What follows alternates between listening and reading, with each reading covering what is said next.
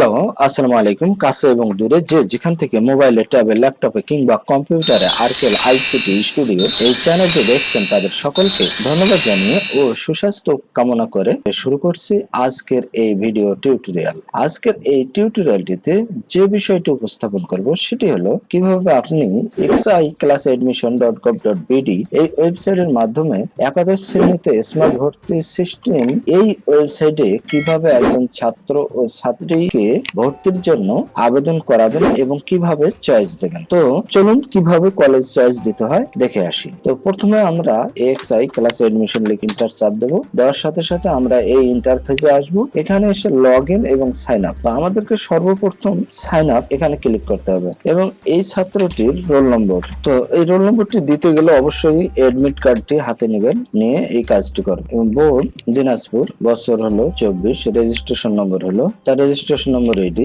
Mobile নম্বর হলো, তাহলে তার রোল নম্বর দিলাম, বোর্ডের নাম দিলাম, বছর কোন সালে পাস করেছে, রেজিস্ট্রেশন নম্বর দিলাম এবং মোবাইল নম্বরটি দিয়ে দিলাম। মোবাইল নম্বরটি কনফার্ম হতে হবে। তো দেখুন 01718 এটিকে কপি করে এখানে পেস্ট করে বসাই দিলাম। দেওয়ার পর এখন আমরা সাইন আপে ক্লিক করব। তো দেখুন তার অ্যাকাউন্টটি হয়ে গেছে।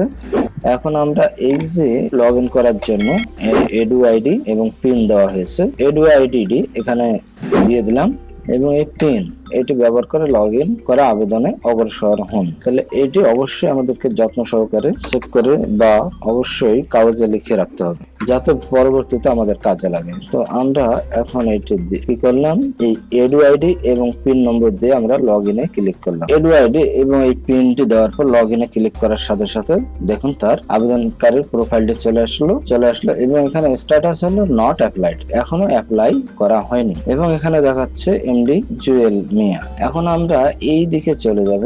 এই দিকে গিয়ে এখান থেকে কলেজ অনুসন্ধান এখানে যদি ক্লিক করি, দেখুন ধরুন আমরা রংপুর, বিভাগ হলো দিনাজপুর, জেলা রংপুর, এখন থানা দিলাম বদরগঞ্জ। দেওয়ার পর ধরুন এই কলেজগুলো এখানে শো করতেছে। তো এখন আমরা চলে যাব আবেদন, এখানে ক্লিক করার পর আবেদন ফি জমা দিন এখানে ক্লিক করলাম। করার সাথে সাথে এই অপশনটি চলে আসছে। এখানে সোনালী ব্যাংক পিএলসি, এখানে এসএসএল কমার্স। তো আমি এইটি দিয়ে টাকা সেন্ড করব। দেখুন মোবাইল ব্যাংকিং এখানে কয়েকটি দেওয়া রয়েছে, তো মোবাইল ব্যাংকিং এ গেলাম, গিয়ে নগদে ক্লিক করলাম। করার পর কনফার্ম, এখানে দেখুন মোবাইল নম্বরটি দিতে হবে 0171 দিয়ে দিলাম, দিয়ে প্রসেস।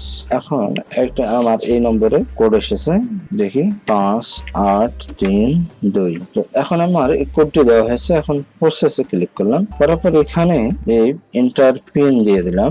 তারপর এখানে প্রসেসে ক্লিক করব। দেখুন শুধু আপনার লেনদেন সফলভাবে সম্পন্ন করা হয়েছে, ধন্যবাদ। কারণ আবেদন ফি জমা দিতে এগিয়ে যান। এখন যেহেতু আমাদের পেমেন্টটি সফলভাবে সম্পন্ন হয়েছে, তখন আমরা আবেদন ফি জমা দিতে এগিয়ে যান এখানে আমরা ক্লিক করব। করার সাথে সাথে দেখুন এই ছাত্রের নামে ধরুন এই কলেজ, ধরুন দিনাজপুর দিয়ে দিলাম, রংপুর থানা দিয়ে দিলাম, বদরগঞ্জ কলেজ হলো। তো এখান থেকে এই কলেজটি এখানে দিয়ে ওকে করলাম। দেখুন এই কলেজটি এখানে চলে এসেছে। এবারে চলে যাই এখান থেকে মাদ্রাসা, জেলা রংপুর, থানা বদরগঞ্জ পড়েছে এইটি এখানে দিয়ে দেখুন এখানে ওকে। তারপর আবার চলে যাই, এবারে কলেজ দিয়ে দিচ্ছি, এইটি দিয়ে দিলাম ওকে। তাহলে তো আমরা যখন এরকম পছন্দ ক্রমটি চেঞ্জ করব, তখন এইগুলিতে ক্লিক করলে যেখানে বসা দরকার আমরা সেখানে নিয়ে যেতে পারবো। এখন আমরা আবেদন সাবমিট করুন এখানে ক্লিক করব। দেখুন আবেদন সাবমিট। যদি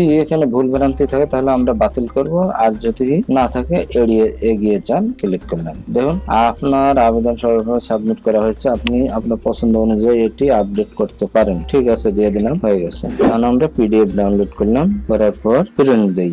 আপডেট বা ডাউনলোড করার পর এটিকে আমরা প্রিন্ট দিয়ে রাখবো। তো এই ছিল আজকে টিউটোরিয়ালের মূল বিষয়। যদি টিউটোরিয়ালটি ভালো লাগে তাহলে লাইক, কমেন্ট এবং শেয়ার করবেন আর সাবস্ক্রাইব করতে ভুলবেন না।